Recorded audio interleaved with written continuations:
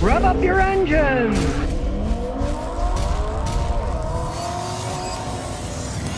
Well, this guy Tim Levin got himself the new Toyota electric car, BZ4X. What a stupid name. Come on, Toyota, come up with a name, really. It doesn't roll off the tongue, that's for sure, right? And he found out how long it took him to go places. Now, he went from New York to Washington, D.C., which isn't all that far. It's like a 200-mile trip, not that far, right? So instead of just taking 3 hours, right, it took him 9 hours.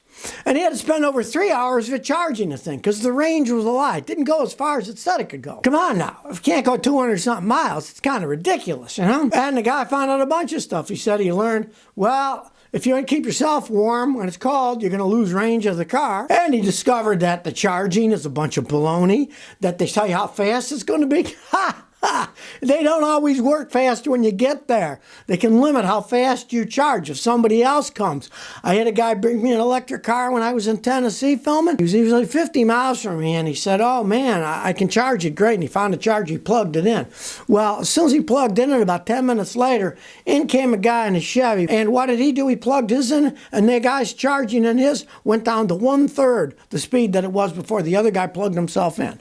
So be prepared for long waits sitting around scratching your hiney, wondering how long it's going to take to put electricity back in your car. You don't always achieve max charge due to the charger, the temperature of the battery, or, in my case, settings built into the vehicle itself. It's supposed to be able to do 100 kilowatts, but it never even got close. Simple little trip became a 9-hour extravaganza. He spent 3 hours of it charging the thing. Who on earth is going to be driving something like that? That's what these guys plan out in London Christmas time. When they're leaving London, their electric cars, they, we'll charge up and we'll drive out to the countryside right from London. Then they found out, well, it's Christmas holiday. People that had electric cars, they'd have to wait for 8 or 10 or 15 people to charge in front of them. And some of them had to wait over 20 hours to get to plug their machine in. So don't think this stuff is, oh, it's handy. No, it isn't. It's a giant rat's nest. Leo SG61 says, my car's overheating. 2013 Chevy Sonic. It overheats after 10 minutes of driving after changing the radiator, thermostat, and water pump. Hell, start out by watching my video, How to Fix an Overheating Car, Scotty. Type that in YouTube, watch the video. Let's show you. It's got to be one of those things, right? But from my experience of those things, you changed all that stuff out, you probably have a blowing head gasket in that video. Or you can watch my separate video, How to Tell if your head gasket's blown. But the original video, the last step is seeing if your head gasket's blown. You get a little test tube you can buy from Amazon for like 35 bucks. It's an 11-year-old Chevy Sonic. They're kind of junky little cars, and if that's the case, you got to decide, do I want to have the engine taken apart and fix it, or am I just going to bite the bullet and get rid of a car and get something better? Because those things are throwaway cars. You know, when they do get old and they fall apart, you're going to spend thousands fixing it? Probably not. You would just say, time to pass on and get a real car like a Toyota or a Honda. Landero says, I have transmission issues. Got an 03 Corolla, 164,000 miles. If I drive with my scan tool connected, it shifts smooth. But when I disconnect it, it takes a long time to shift into second gear. I've added more fluid, but nothing seems to work. Should I drain and refill it? All right, well, start by draining and refill it. Make sure you put the correct amount in. Just don't add some and guess. Do it correctly, right? If that makes no difference at all, then I can tell you what the problem is. The problem is you got a problem in the transmission control module, because that's a computer part. When you plug in your scan tool, it's interacting with the computer, and when you unplug it, it's working by the computer itself, which would mean the computer module, the transmission control module, has a problem. It probably is going to need replacing. It's a rarity, but I mean, that is what, you know, it's a 21-year-old Corolla. Things eventually will break down, and that would be the case. Try the fluid filter first, but it could easily be the module starting to go out. Or wiring. Check the module wiring, pull it apart. You might see this green corrosion. You can clean it off with spray electrical cleaner, put it back together, maybe that'll fix it. But there's something going on with the module if it works when it's plugged in, but then when you unplug the scan tool, it starts acting up. That's the only thing that could really do that. Jay-Z Boy says, I want to know about Honda CR-V 4-wheel drive gas mileage. I see a 2011 Honda 4-wheel drive CR-V for sale, but not sure I want to buy it because I don't need the 4-wheel drive, and I don't want poor gas mileage. If I bought it, could I not use the 4-wheel drive? Might get 2 to 4 miles a gallon of worse gas mileage, but it's what's called an all-wheel drive vehicle. You can't turn the all-wheel drive off. The system activates itself. You can't turn it off. Now, it isn't going to make all that much difference, and Honda makes good systems. I don't see them particularly breaking down. down. But you can't turn it off. If you have like a truck that's an actual four-wheel drive, they got transfer cases. You can put it in four-wheel low, four-wheel high, or you can put it in two-wheel high when it'll only use the back two wheels and not all four. But you can't do that in a Honda. That's an all-wheel drive system, and you can't turn it off. Trace9696 said, since I got an oil change in my Volkswagen, they put the wrong oil. They put in 5W20. And the owner manual says 530 or 540. So could I put an STP high viscosity oil treatment for under $5 to thicken the oil? Should I use it? Yeah, you can. I mean, it's an 03 Jetta. This thing's 21 years old. It's an old vehicle. Of course, you don't know what you're going to change it to. I mean, unless you're a scientist and you say, well, I got 4 quarts of this, and then I'm mixing this 90 weight oil in with it. How will that increase my viscosity? You're not going to know. Old Volkswagen, you see how many miles you got? It's a 2-liter. Many of those burn oil. If it burns oil, go right ahead and put it STP in. It can slow down oil burning. There's no arguing that.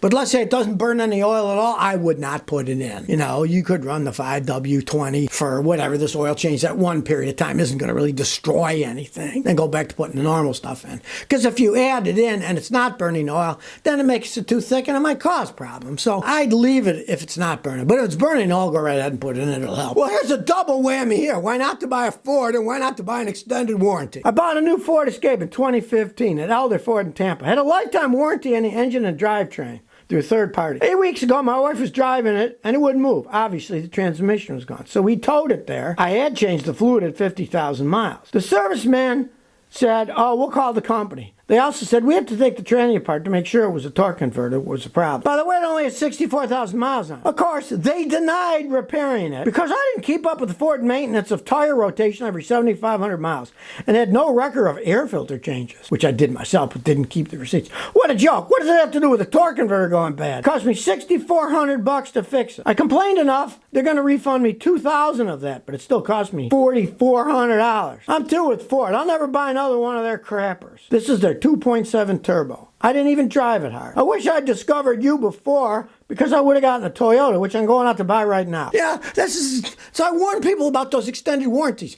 They're generally not worth the paper that things are printed on. It means absolutely nothing. They admitted the torque converter transmission broke, right? But then they said, well, we're not covering it because you didn't rotate your tires or change the air filter. What a bunch of horse manure. They're just looking for any excuse not to pay it on. I see it all the time with these insurance companies because when you buy an extended warranty, you're just buying an insurance policy. And of course, you know anything about insurance companies? Who decides whether they're going to pay you or not? The company itself. They'll gladly take your thousands of dollars payment for the policy. But then when you need to claim it, oh, well, no, you didn't do this right. Bye, away you go. So stay away from those Fords and stay away from their extended warranty plans that people sell, especially the ones that say it's lifetime because usually it's a lifetime of baloney. Oh, whoop-de-doo. They finally gave him $2,000 back out of a $6,400 bill. What a useless policy that was. Renee 3673 says, I have a bent tie rod. My 98 Chevy Camaro V6. The dealership wants $1,100. Help. I have videos on suspension. Just watch them. Say, fixing your car suspension, Scotty. Type that in YouTube. You'll see a bunch of videos and watch them.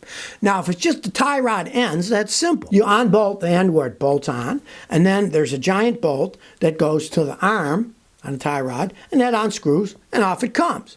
Now, let's say the actual entire assembly's bent, then you got to go to the inside where the inner part of the tie rod is, take that off, unbolt it, and screw the whole thing in. You will have to get the car realigned. What you do is when you do take apart the old one, count how many threads it was screwed in. They screw in. Count how many threads are screwed in.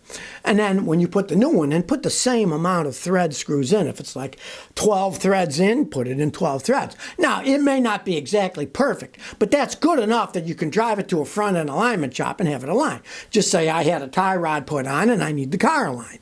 And then they will align it for you. It's not that big a deal. Most people charge maybe $75 for doing it. It's just turning a couple screws. They got fancy machines, but they're just turning a screw, adjusting until the machine said that's right and that's it. It's not anything particularly hard to do, but you can't do it because you don't have the front end alignment machine that can measure thousandths of an inch. So in the end, you do that. But you can change it yourself. It's not that hard to do. DIY Dolt Right says, AC isn't blowing cold on my 02 Honda Accord. I put the gauges on. When it's turned off, it's 100 pounds on each side. I turn it on, the clutch on the AC engages, but it stays at 100 each side. Low doesn't drop and high doesn't rise. I think it's the compressor. What do you think? It's pretty much got to be your compressor, because if you see the clutch is spinning on that and the pressure's staying 100 on each side, your compressor's doing nothing. Now, let's say you had a different problem, like you had a restriction somewhere in the system. What would happen then is if there was a restriction going to the low side, then your low side pressure would actually go to negative pressure, because it would be sucking against the restriction. It would go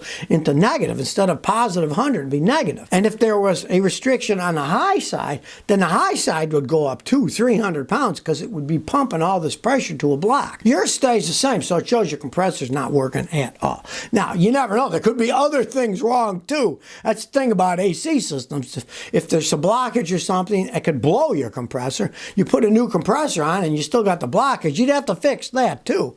And I mean, that is what? It's a 22-year-old Honda, so a lot of things could go wrong. But you definitely want to try the compressor, the dryer, and the expansion valve. Try that first. That could easily fix it, because it could be those are all working in tandem and it's old. You might as well change those 3 parts. So if you never want to miss another one of my new car repair videos, remember to ring that bell.